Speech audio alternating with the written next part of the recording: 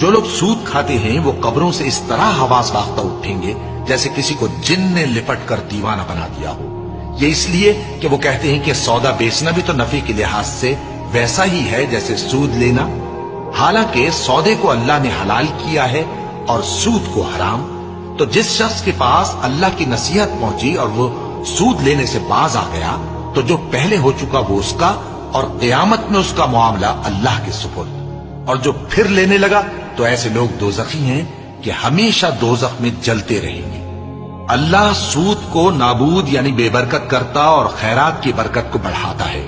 اور اللہ کسی ناشکر گناہگار کو دوست نہیں رکھتا۔